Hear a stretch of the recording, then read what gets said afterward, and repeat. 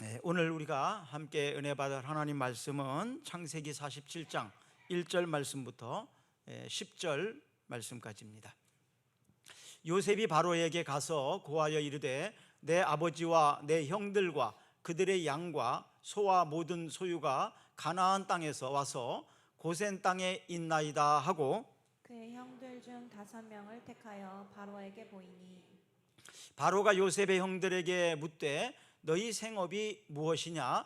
그들이 바로에게 대답하되 종들은 목자이온데 우리와 선조가 다 그러하니이다 하고 그들이 또 바로에게 고하되 가나안 땅에 기근이 심하여 종들이 양떼를 칠 곳이 없기로 종들이 이곳에 거류하고자 왔사오니 바로가 요셉에게 말하여 이르되 내 아버지와 형들이 내게 왔은즉 애굽 땅이 내 앞에 있으니 땅이 좋은 곳에 내 아버지와 내 형들이 거주하게 하되 그들이 고센 땅에 거주하고 그들 중에 능력 있는 자가 있거든 그들로 내 가축을 관리하게 하라. 요셉이 자기 아버지 야곱을 인도하여 바로 앞에 서게 하니 야곱이 바로에게 축복하매 바로가 야곱에게 묻되 내 나이가 얼마냐? 야곱이 바로에게 아뢰되 내 나그네의 길의 세월이 130년이니이다. 내 나이가 얼마 못 되니 우리 조상의 나그네 길의 연조에 미치지 못하나 험악한 세월을 보내었나이다 하고 야곱이 바로에게 축복하고 그 앞에서 나오니라. 아멘. 우리 꿈사랑교회가 설립한 지가 이제 16년 제입니다. 금년도 2024년도 우리 교회의 표어는 날마다 성장하며 성숙하는 교회 이렇게 정했습니다. 또 금년에 이제 나이도 한 살씩 다 더 먹었고 또 초등학생은 중학생이 되고 중학생은 고등학생이 되고 또 고등학생들은 대학생이 되고 이렇게 진급도 다 했습니다. 새로운 친구들도 만났고 또 새로운 선생님들도 만나서 지금 아마 적응하는 가운데 있을 것입니다. 나이는 시간의 문제이면서 삶의 문제입니다. 나이를 먹은 만큼 시간이 흘러가고 시간을 어떻게 활용하느냐에 따라서 인생이 결정이 됩니다. 우리나라는 동방예의지국이라고 해서 일단 나이를 먹으면 존중해주고 또 예의를 갖추고 뭐 대접해주고 이런 것이 일상화되어 있습니다. 그런데 나이값을 제대로 못함으로 인해서 실망하는 사람들도 참 많이 있죠. 저도 이렇게 보면서 지나온 세월들을 생각해 볼 때 자랑스럽기보다는 좀 부끄러운 모습이 많이 생각이 나는 것 같습니다. 예수님께서는 어린 시절 어떻게 잘하셨는지 성경에는 많이 기록되어 있지 않지만 아주 분명하게 기록된 곳이 있습니다. 누가복음 2장 52절 말씀입니다. 같이 읽어봅니다. 예수는 지혜와 키가 자라가며 하나님과 사람에게 더욱 사랑스러워 가시더라. 예수님께서는 어린 시절 지혜가 자랐다. 그리고 키가 자랐다. 또 하나님과 사람 앞에서 더 사랑스러워 가시더라. 계속해서 더 사랑스러워 가시더라. 이런 진보가 있었다고 말하고 있습니다. 우리는 나이를 말할 때 몇 살 뭐 이렇게 말합니다. 몇 살. 이 살은 살이를 뜻하거든요. 살이. 그래서 인생이라는 것은 나이를 먹는 것을 의미합니다. 창세기 오늘 본문 47장 9절 말씀 다시 한번 읽어보겠습니다. 야곱이 바로에게 이르되 내 나그네 길의 세월이 130년이니이다. 내 나이가 얼마 못 되니 우리 조상의 나그네 길이 연조에 미치지 못하나 험악한 세월을 보냈나이다 하고, 야곱의 가족이 애굽 땅으로 들어와서 그 바로 앞에 섰을 때에 사실 바로에게 굉장히 긴장할 수밖에 없었을 거예요. 왜냐하면 바로 앞에 지금 어떻게 보이느냐에 따라서 또 바로가 어떻게 마음 먹느냐에 따라서 이들의 삶이 피곤할 수도 있고 또 굉장히 형통할 수도 있고 사람들에게 그렇게 인정을 받게 될 거거든요. 그래서 4절 말씀 다시 한번 읽어봅니다. 오늘 보면 그들이 또 바로에게 이르되 가나안 땅에 기근이 심하여 종들의 양떼를 칠 곳이 없기로 종들이 이곳에 거류하고자 왔나이다. 원하건대 종들로 고센 땅에 살게 하소서. 자, 잠시 기근을 피해서 왔다. 그리고 이곳에서 거류하러 왔다, 이렇게 표현하고 있습니다. 거류하고 왔다. 이 거류하다라는 말은 정착한다는 의미가 아닙니다. 잠시 있다가 돌아가겠다, 이런 의미거든요. 이것이 굉장히 중요한 의미가 있어요. 이곳에서 정착해서 여기서 영원히 살 것이다, 그런 것이 아니고 잠시 있다가 돌아갈 거다, 이것을 분명하게 표현한 거예요. 그렇기 때문에 그들은 바로 앞에서도 당당할 수가 있었다는 것입니다. 사도 바울은 그래서 우리가 이 땅에 사는 동안 빚 지지 마라 그럽니다. 빚을 지지 마라. 아무에게도 빚을 지지 마라. 빚쟁이가 되면요, 내가 마음껏 할 수가 없어요. 사랑의 빚 외에는 빚을 지지 마라. 다른 사람들에게 아쉬운 소리하고 도움을 요청하고, 요즘은 뇌물 같은 게 많이 나오는데 뇌물을 받는 것, 특히 뇌물을 받으면 자유로울 수가 없습니다. 이런 것을 하지 마라. 왜냐하면 그런 것들이 우리를 당당하지 못하게 하기 때문에 그렇다라고 말합니다. 우리가 이 땅을 살아가면서 남의 도움을 받지 않고 살기가 참 어렵습니다. 그래서 빚을 지기도 하고 남에게 신세를 지기도 하고 아쉬운 소리를 하기도 하고 도움을 요청하기도 하고 그렇게 하죠. 이것이 왜 그러면 우리가 그렇게 살아야 되느냐? 늘 부족함이 있기 때문에. 그런데 성경은요, 이 부족함을 위해서 하나님 앞에 구할 수는 있지만 사람들에게 아쉬운 소리 하면서 살지 말라는 것이에요. 왜 그런지 아십니까? 하나님의 백성이 이 땅에서 사람들에게 아쉬운 소리하고 사람들에게 나를 좀 알아봐 달라고 하고 사람들에게 나를 인정해 달라고 하고, 이런 삶은 나를 비참하게 하기 때문에 그렇습니다. 그래서 그런 일이 있거든 하나님 앞에 하라는 거예요. 그러면 하나님께서 그렇게 살지 않도록 도와주시겠다는 것입니다. 그래서 이것이 그리스도인의 큰 축복이고 비결입니다. 우리가 왜 세상에서 두려워하고 걱정하며 사는지 아십니까? 여러분, 두려움 있죠? 걱정도 있죠? 혹시 지금 그 두려움과 걱정을 가지고 계신 분도 있을지 모르겠어요. 그런데요, 이 두려움의 근원과 걱정은요, 하나님의 임재를 경험하고 있지 않기 때문에 생기는 것이라고 말합니다. 내 안에 하나님의 임재로 충만하게 되면 걱정할 필요가 없다는 거예요. 두려워할 것도 없다는 거예요. 왜? 하나님께서 나와 함께 하시니까. 그래서 두려워하지 말라, 내가 너와 함께 함이니라. 놀라지 말라, 내가 내 하나님이 됨이니라. 내가 너를 도와주리라. 참으로 나의 의로운 오른손으로 너를 붙들리라. 이사야 41장 10절에 있는 말씀이에요. 하나님의 임재를 지금 느끼지 못하니까 두려운 거예요. 하나님의 임재를 날마다 경험하며 산다면 두려워할 필요도 없고 걱정할 필요도 없다는 거예요.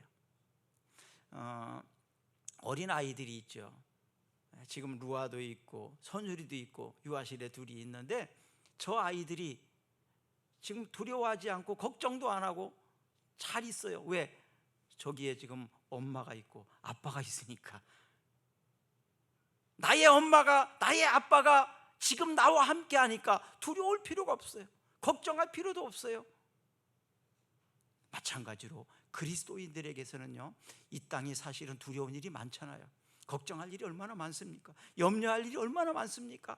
그러나 나의 하나님이 나를 눈동자처럼 지키신다. 그 하나님이 나에게 필요한 모든 것들을 공급해 주신다. 그리고 내 인생을 하나님이 인도해 주실 것을 믿기 때문에 우리는 두려워하지 않습니다.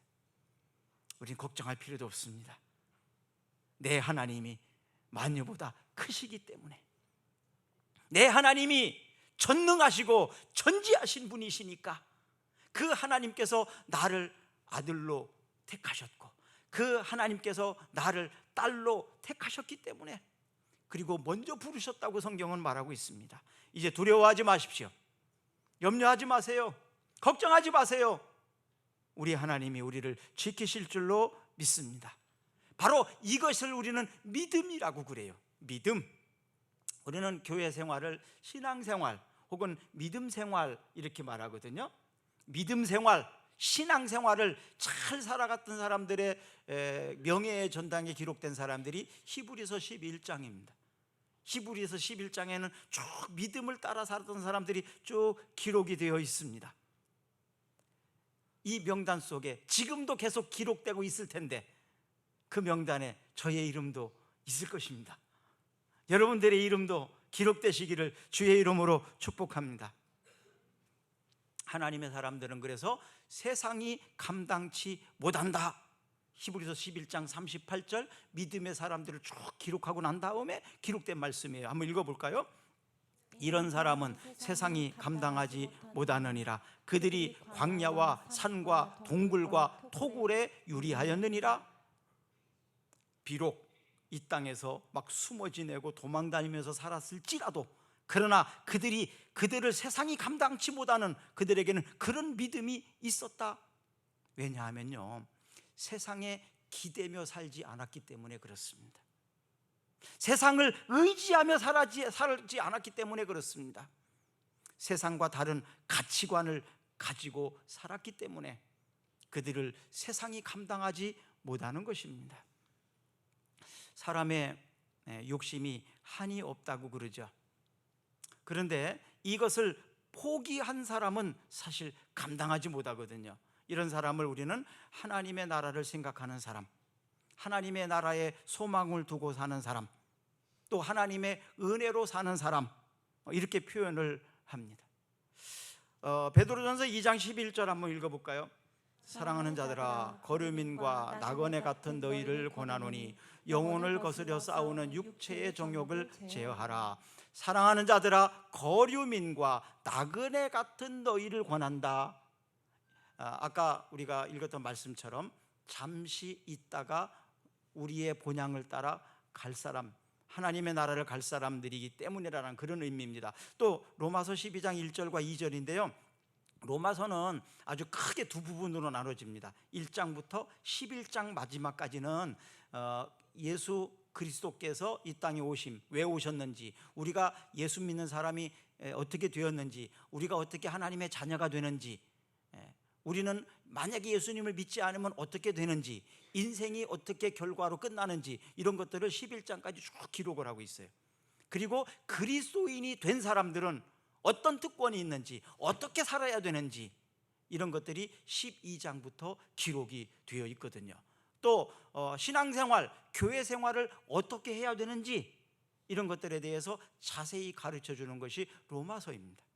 로마서 12장 처음 시작되는 부분, 그리스도인으로서, 신앙인으로서, 믿음의 사람으로서 어떻게 살아야 되는지 딱 해주는 것이 12장 1절과 2절 말씀이거든요. 한번 읽어봅니다. 그러므로 형제들아, 내가 하나님의 모든 자비하심으로 너희를 권하노니 너희 몸을 하나님이 기뻐하시는 거룩한 산 제물로 드리라. 이는 너희가 드릴 영적 예배니라. 또 너희는 이 세대를 본받지 말고 오직 마음을 새롭게 함으로 변화를 받아 하나님의 선하시고 기뻐하시고 온전한 뜻이 무엇인지 분별하도록 하라. 그러므로라고 되어 있죠. 12장의 1절에 시작되는 부분이 그러므로라는 접속사가 있습니다. 이것은 앞장에 있는 내용과 연결이 된다는 얘기입니다. 그러므로 이게 무슨 의미일까요? 우리가 그리스도인이 되었기 때문에, 그리스도인이 된 사람은 이제 이렇게 살아야 된다, 이렇게 시작되는 겁니다. 그러므로 형제들아, 내가 하나님의 모든 자비하심으로 너희를 권하노니 너희 몸을 하나님이 기뻐하시는 거룩한 산 제사로 드리라. 야곱은 후손들에게 애굽에서 나그네로 살아갈 것을 말하면서 바로를 축복합니다. 이 야곱이 애굽에서 죽지만 애굽에다 매장하지 마라. 하나님이 약속한 가나안 땅에다 나는 내 무덤을 써라. 왜? 다 우리 후손들이 그곳에 갈 거기 때문에, 이런 얘기거든요. 그래서 이 바로가 애굽의 왕으로서, 황제로서 엄청난 권세를 가진 사람이고, 지금 잠시 야곱의 가족이 이 애굽에서 땅을 잠깐 빌려서 살아야 되는, 도움을 받아야 되는 그런 입장이지만, 그러나 이 야곱이 오히려 왕이었던 바로를 축복합니다. 사실 뭐 이 야곱이 뭘 해줄 수 있는 게 없잖아요, 왕한테. 그럼에도 불구하고 왕에게 축복 기도를 해주는 거예요. 왜냐하면 이 야곱에게는 하나님이 주신 축복권이 있었거든요. 하나님이 주신 권세가 있었기 때문에 그렇습니다. 바로 우리가 이 세상에서 교회의 위치가 어떤 위치인지를 알려주는 거예요. 교회는 세상을 어떻게 해야 된다고요? 축복할 수 있는 권세가 있습니다. 교회는 세상에게 복을 빌어줄 수 있는 권세가 있어요. 그래서 교회는 세상을 축복해야 합니다. 세상은요, 하나님 앞에, 하나님을 모르는 사람들이 기도할 수 없잖아요. 하나님 앞에 복을 빌다고 하지만 그들은 하나님이 어떤 분인지도 몰라요. 그래서 이 세상을 만드시고 이 세상을 다스리고 통치하시는 그 하나님의 권세를 우리가 알기 때문에, 그리고 그 하나님께 우리가 기도함으로 세상을 좀 축복해 달라고, 우리는 그런 축복할 수 있는 영적 권세가 있다, 이 말입니다. 그래서 예수 믿는 사람들은 이 땅에서요, 좀 비참하게 살아서는 안 됩니다. 주면서 살아야 된다. 그래서 예수님께서 주는 자가 받는 자보다 복되다, 이렇게 말씀하셨죠. 그러면 아니, 주고 살고 싶지 누가 뭐 받고 싶고 살겠습니까? 다 대접하고 나눠주고 살고 싶지요. 그러나 형편이 안 되는데 어떻게 합니까? 뭐 이렇게 말할 사람이 있을지 모르겠어요. 그래서 신앙생활을 잘해야 된다는 거예요. 그래서 하나님께서 복을 주시도록 살아야 된다는 거예요. 왜? 그래야 나눠줄 수 있으니까. 또 하나님께서는 그렇게 하시려고 우리를 택하셨어요. 우리를 부르셨어요. 야, 너는 좀 내 자녀답게 살아야 되지 않겠냐? 내가 너를 통해서 세상을 축복하고 싶은데, 너를 통해서 다른 사람을 도와주는 사람으로 살게 하고 싶은데, 그래서 하나님의 마음에 들게 살아야 되는 거예요. 신앙생활을 잘해야 되는 것입니다. 주는 자가 받는 자보다 복됩니다. 하나님께서는 이렇게 주면서 살게 하고 싶어 하십니다. 그 말은 나를 주면서 살 수 있도록 하나님이 복을 주신다, 이 말입니다. 과거와 현재에 집착하면서 살게 되면요, 교만하거나 아니면 위축되고 비참하게 살게 되거든요. 그러나 하나님의 나라를 바라보고 살아가는 사람들은 그렇게 살지 않습니다. 과거와 현재에 집착하며 살지 않아요. 요즘에 계속해서 밴드에 올려주는 말씀을 통해서 묵상하면서, 시편 말씀을 묵상하면서 제 스스로가 참 많이 은혜를 받거든요. 그리스도인의 특권이 어떤 것인지, 그리스도인의 권세가 어떤 것인지, 그런데 그런 위치를 모르고 살아가고 있는 것이 얼마나 안타깝습니까? 그리스도인으로서 자존심을 좀 지키면서 살았으면 좋겠습니다. 하나님의 백성으로, 하나님의 아들로, 하나님의 딸로서 정말 세상을 축복하면서 사는 여러분들이 되시기를 주의 이름으로 축복합니다. 아까 로마서 12장부터 달라졌다고 했죠? 12장 14절을 한번 읽어볼까요? 너희를 박해하는 자를 축복하라. 축복하고 저주하지 말라. 축복하라고. 심지어는 나를 저주하는 자, 나를 박해하는 자, 나를 미워하는 자에게도 축복해 주라고 성경은 그렇게 말합니다. 축복해 주라는 얘기는 그 축복하는 기도를 하나님이 들으시고 복을 주시겠다는 약속이 담겨 있는 거죠. 그 약속이 담겨 있지 않으면 이렇게 말할 수가 없는 거잖아요. 너는 축복하는 사람이 되라. 그런데 어떤 사람은 자꾸 다른 사람을 미워하고 저주하는 사람이 있어요. 다른 사람을 자꾸 나쁘게 말하려고 하는 사람이 있어요. 이것은 잘못된 습관입니다. 이것은 마귀들이 좋아하는 거예요. 이것은 마귀들에게 쓰임받는 행위입니다. 억울하지 않습니까? 하나님께 쓰임 받아야지 마귀에게 쓰임 받는 건 억울한 일이거든요. 이거 속상한 일이거든요. 자꾸 과거와 현재에 집착하게 되면 나도 모르는 사이에 그렇게 돼버립니다. 그래서 우리는 하나님의 나라를 자꾸 생각해야 돼요. 하나님이 무엇을 원하는지를 생각해야 돼요. 그래서 하나님이 원하시는, 하나님이 기뻐하시는 말을 하고 또 특별히 축복하면서 살아야 된다. 그래서 나그네라는 이 표현이 참 중요한데요. 하나님의 백성은 그냥 나그네라기 말하기보다는 거룩한 나그네다 이렇게 말하고 싶습니다. 거룩한 나그네다. 하나님의 백성은 거룩한 나그네들입니다. 히브리서 11장 13절 14절에 한번 읽어볼까요?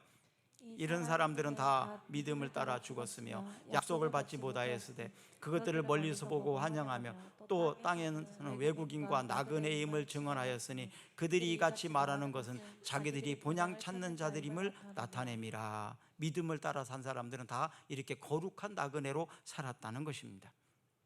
또 나그네로 살았다는 말에 의미가 있는데요, 나그네는요 돌아갈 곳이 있어요. 목적지가 있는 사람입니다.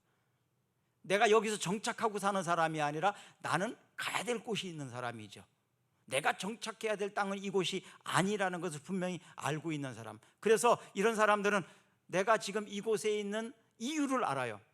내가 이곳에서 살아야 될 분명한 이유와 목적의식이 있습니다. 그래서 그리스도인들에게는 이런 분명한 이유와 삶의 목적의식을 가지고 사는 사람들입니다. 하나님의 시간과 계획 속에서 우리는 이 땅에 태어났어요. 그리고 하나님께서 우리를 불러주셨고 하나님이 우리를 직분을 세워주시고 사명을 주셨습니다. 우리는 다 직분은 여러 가지예요. 우리가 해야 되는 일도 가지각색입니다. 그러나 똑같은 것 하나 있어요. 하나님의 영광을 위하여 살아가는 것. 저도 그렇고 우리 집사님들도 그렇고 성도님들도 그렇고 다 우리는 똑같은 목적이 하나 있는데 하나님의 영광을 위하여 살아가는 것입니다. 그래서 하나님의 영광을 위해서라도 우리가 잘 살아야 되겠다. 하나님의 영광을 위해서라도 내가 잘 돼야 되겠다. 하나님의 영광을 위해서라도 내가 잘못되면 하나님의 영광을 가릴 수 있지 않습니까? 내가 잘못 살면 내 아버지, 내 어머니에게 부끄러움을 안겨주는 거 아니에요? 그래서 나는 잘 살아야 된다. 우리 어머니, 아버지를 위해서라도 하나님께서 영광을 받으시기 위해서 이 땅에서 잘 살 수 있는 여러분과 제가 되었으면 좋겠습니다. 그래서 잘 돼야 될 줄로 믿습니다. 그래서 바로가 이 야곱에게 나이를 물었는데요, 단순히 당신 지금 몇 살입니까? 이런 의미보다도 나이를 묻는다는 것은 인생의 과거를 물어보는 질문이기도 하거든요. 지금 어떻게 살아오셨습니까? 이게 궁금한 거예요. 어떻게 하다 여기까지 오시게 되었습니까? 물론 나이도 궁금하겠죠. 그렇지만 나이보다는 그분이 어떻게 살았는지, 어떻게 살다 여기까지 오게 되었는지, 뭐 이런 것들이 궁금한 거 아니겠습니까? 그래서 야곱은 자기 나이가 130세라고 소개하면서 나는 험악한 인생을 살았습니다 이렇게 말하고 있어요. 나는 험악한 인생을 살았습니다. 수고와 슬픔이 많은 인생을 살았습니다 이렇게 말하고 있습니다. 실제로 야곱은 그렇게 살았지요. 야곱의 인생을 보면 파란만장했어요. 여기 계신 여러분도 아마 책으로 쓰면 10권도 더 쓸 파란만장한 일이 많이 있었을 거예요. 지나간 세월들을 생각해 보면. 야곱은 어릴 때부터 분명한 목적이 있었던 사람이거든요. 그래서 그 목적을 이루기 위해서 때로는 수단과 방법을 가리지 않고 쫓아갔어요. 내가 목적한 것은 반드시 이루겠다라는 이것이 굉장히 집념이 강한 사람이기 때문에 수단과 방법을 가리지 않고 이 목적을 나는 반드시 성취해야 된다, 이런 좀 기질을 가지고 있습니다. 저도 T예요, T. 저도 T입니다. 한번 저는 목적을 정했으면 끝까지 이루고 마는 그런 좀 성격이 있거든요. 반드시 해내는. 그러다 보니까 이 야곱이 형 에서의 약점을 이용해서 장자를 빼앗아서 장자의 축복권까지도 빼앗습니다. 그래서 뭔가를 내가 쫓아가면서 살았는데 이제는 형에게 쫓기는 삶을 살게 되고 결국 아버지와 어머니를 떠나서 외삼촌 집으로 도망가서 살기도 합니다. 외삼촌 라반의 집에 가서도 성공하기 위해서 정말 열심히 했죠. 그러다가 외삼촌에게 속임을 당하기도 하고 또 자기도 속이기도 하고 레아와 라헬이라는 여인을 아내로 얻을 때에도 속임을 당했지 않습니까? 그래도 자기가 목적했던 것을 얻기 위해서 그는 해낸 사람. 그래서 그런 일들을 쭉 생각해 보면서 이 야곱은 참 내가 험한 세상을 살았습니다. 수고와 슬픔이 많은 인생을 살았습니다. 그랬던 것처럼 저도 그런 생각이 듭니다. 참 아쉬운 일도 많았다. 이렇게 했으면 더 잘할 수 있었을 텐데 뭐 이런 생각도 해보기도 하죠. 그러나 그걸 바꿀 수는 없잖아요. 지나온 세월을 내가 수정할 수 없어요. 다시 가서 다시 살 수는 없습니다. 세월이 흘러가는 것을 보면 어떤 사람에게는 굉장히 빠르게 흘러가고 어떤 사람은 천천히 흘러갑니다. 이 세월이 주관적이기 때문에 그래요. 우리 학생들은 게임을 하거나 내가 좋아하는 거 할 때는 금방 시간이 지나가죠. 몇 시간 금방 지나가 버립니다. 분이 1분이 1초처럼 지나갑니다. 1시간이 1분처럼 지나가 버립니다. 그런데 반대로 하기 싫은 일, 공부하는 일 이런 거 할 때는 어떻습니까? 초가 분처럼 지나갑니다. 1분이 1시간이 된 것처럼 지나갑니다. 너무너무 시간이 안 간다고 그러죠. 시편 90편 10절 또 12절 한번 읽어볼까요? 우리의 연수가 70이요 강건하면 80이라도 그 연수의 자랑은 수고와 슬픔뿐이요 신속히 가니 우리가 날아가니이다. 12절 우리에게 여러 날 계수함을 가르치사 지혜로운 마음을 얻게 하소서. 살아온 인생이 힘들고 어려웠던 것을 나이를 통해서 증명합니다. 그래서 이런 말이 있습니다. 불지 않으면 바람이 아니고 늙지 않으면 사람이 아니며 가지 않으면 세월이 아니다 라는 말이 있습니다. 시인 김달진 씨는 이렇게 표현을 했더라고요. 인생 60대는 년마다 늙고 인생 70에는 월마다 늙고 인생 80에는 일마다 늙고 인생 90대는 분마다 늙는다. 세월이 그렇게 빠르게 간다 이렇게 말하고 있습니다. 야고보서 4장 14절을 이렇게 기록되어 있습니다. 내일 일은 너희가 알지 못하는도다. 너희 생명이 무엇이냐? 너희는 잠깐 보이다가 없어지는 안개니라. 밥값보다는 더 귀한 것이 나이값인 것 같습니다. 나이가 들면 기억력이 자꾸 흐려지죠. 그런데 주변 사람들을 보면 과거에 섭섭했던 일, 서운했던 일, 안 좋았던 일은 절대 안 잃어버리더라고요. 그런데 감사한 일, 고마운 일, 아름다운 일 이런 것들은 너무 빨리 잃어버리는 것 같아요. 근데 나이가 들면서 좋은 일, 감사하는 일, 아름다운 추억 이런 것들은 자꾸 기억하려고 하셔야 됩니다. 그거 많이 기억하십시오. 이것이 어른인 것 같아요. 어떤 게 어른이냐? 교회에서는 장로라고 그러죠. 장로라는 것은 어른이라는 뜻이에요. 어른이 된다는 것이요 엄청 힘든 거예요, 여러분. 어른이 된다는 것은 인내해야 되고요, 참아줘야 되고요, 들어도 못 들은 척 해줘야 되고요, 많이 대접해야 되고요, 많이 섬겨야 되고요. 이런 사람이 어른입니다. 이것을 예수님께서 이렇게 말씀하십니다. 누구든지 크고자 한 자는 대접하는 자다. 대접한 사람이 큰 사람이다. 이렇게 말합니다. 하나님께서 우리를 자녀 삼아 주시고 성령님께서 우리 안에 임재하셔서 우리가 보배롭고 존귀한 사람이 되었어요. 우리는 보배롭고 존귀한 사람이 됐다 이 말입니다. 그렇다면 우리는 어떻게 해야 될까요? 늙어가지 말고 익어가자. 늙어가지 말고 늙은이가 되지 말고 익어가자. 성숙해지자. 저물어 가지 말고 여물어 가자. 여물어 가자. 녹슬어서 없어지지 말고 닳아서 없어지는 사람이 되자.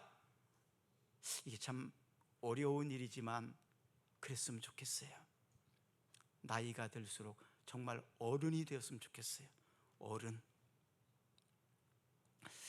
브로니 웨어가 피플트리라는 출판사에서 쓴 책이 있는데요. 그 책의 제목은 내가 원하는 삶을 살았더라면 이라는 제목입니다. 내가 원하는 삶을 살았더라면. 그래서 5가지 죽기 전에 가장 많이 후회하는 것이 있다고 되어 있더라고요. 첫째는 자신이 원하는 삶이 아닌 다른 사람이 원하는 보여주기 위한 삶을 살았다는 것을 후회하게 된다. 내가 원하는 삶이 아니라 다른 사람에게 보여주기 위해서 눈치 보면서 살았던 그런 삶. 두 번째로는 무엇을 위해 그토록 열심히 살았는지, 무엇을 위해서 그토록 열심히 살았는지, 방향의 문제입니다. 세 번째로는 자신의 감정을 솔직히 표현하지 못하고 살았다. 이런 사람들이 대부분 속병이 듭니다. 화병을 가지고 있어요. 그래서 나이 든 사람들이 욱할 때가 참 많아요. 막 갑자기 막 화를 내거나 불같이. 상처가 아직도 많이 남아 있어서 그렇습니다. 나이 들어가지고 막 소리 지르고, 술 먹으면 막 소리 지르고, 이런 사람들은 속에 그것을 가지고 있기 때문에 그렇습니다. 자신의 감정을 솔직히 표현하지 못하다가 터져나오는, 그래서 많은 사람들에게 상처를 주고 좋지 않은 모습을 자녀들에게 많이 보여주는 거가 참 많습니다. 나이가 들면 시력이 좀 나빠진다고 그러잖아요. 그러면 좀 안 볼 수 있는 건 안 보고 살으란 얘기예요. 다 보고 살려고 하지 말고 안 좋은 것은 그냥 안 본 것처럼 지나가고, 귀도 어두워지지 않습니까? 그러면 그냥 안 들을 수 있는 거 안 듣고 살란 말이에요. 다 듣고 반응하지 말고 좀 안 들은 것처럼, 못 들은 것처럼 그냥 넘겨지란 얘기죠. 치아가 약해지면 부드러운 음식 먹으라는 얘기죠. 머리가 하얀 것은 또 이렇게 했어요. 멀리서도 보일 수 있도록 머리가 하얘진 거라고, 뭐 이런 표현도 하더라고요. 나이가 들면서 점점 좀 성숙해지고 어른이 되었으면 좋겠습니다. 또 우리 젊은이들은, 학생들은 나이를 1살 더 먹었으니까 어릴 때처럼, 작년처럼 그렇게 개구지게 철부지처럼 속썩이면서 살지 말고 이제 좀 정신을 차리고 열심히 뭔가를 좀 해내는 우리 학생들이 되었으면 좋겠습니다. 또 브로니 웨어가 말한 네 번째는요, 친구들하고 계속 연락하고 지냈더라면. 외롭다는 얘기죠. 친구들하고 좋은 관계를 계속 유지하고 살았더라면. 그냥 한순간에 기분 나쁘다고 끊어버리고 차버리고, 그런 경우가 참 많지 않습니까? 잘 지내왔다가 한순간에 한 가지 잘못 때문에 완전히 단절하고 끊어버리는, 나중에 후회하게 되죠. 5번째로 변화를 선택하지 못하고 일상을 반복한 것이라고 말합니다. 변화를 선택하지 못하고 일상을 계속 똑같이 어제처럼 오늘도 살았다는 얘기입니다. 그러면 어제처럼 똑같이 되는 거예요. 변화에 반응해야 어제와 다른 오늘이 될 수 있습니다. 오늘과는 다른 내일이 될 수가 있습니다. 이 선택은 누가 합니까? 내가 해야 됩니다. 지나온 세월을 잊을 수는 있어도 바꿀 수는 없습니다. 훗날 후회하지 않는 우리의 인생이 되었으면 좋겠습니다. 24년도 날마다 성장하며 성숙하는 교회로 정했어요. 모든 식물들은 성장기가 있습니다. 성장기가 있은 후에 열매 맺을 때가 있어요. 자랄 때가 있고 성숙하게 익어져 가야 될 때가 있습니다.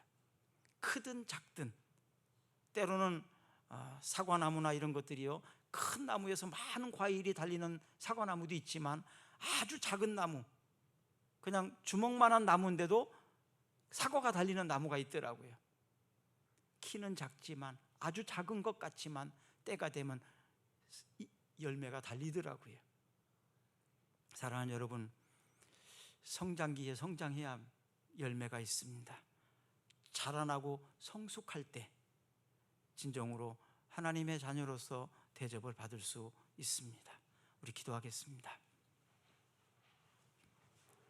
우리가 다 하나님의 아들을 믿는 것과 아는 일에 하나가 되어 온전한 사람을 이루어 그리스도의 장성한 분량에 충만한 데까지 이르리니 이는 우리가 이제부터 어린아이가 되지 아니하여 사람의 속임수와 간사한 유혹에 빠져 온갖 교훈의 풍조에 밀려 요동하지 않게 함이니라. 2024년도 성장하고 성숙하는 교회가 되기를 원합니다. 우리의 인생이, 우리의 삶이 성장하고 성숙하고 어른스러워져 가기를 원합니다. 이제는 철부지가 아니라 철들며 살기를 원합니다. 이 땅에 사는 현재와 과거에 매여 살지 않게 하시고 하나님의 나라를 소망하며 섬기고 나누며 살아갈 수 있는 어른이 되기를 원합니다. 세상의 걱정과 두려움으로 인하여 살지 않게 하옵시고 하나님이 부르신 대로 하나님의 영광을 위하여 세상을 축복하며 살아가는 우리와 우리 교회가 되게 해 주시옵소서. 예수 그리스도의 이름으로 기도드리옵나이다. 아멘. 우리 다 같이 일어나셔서 찬양하겠습니다.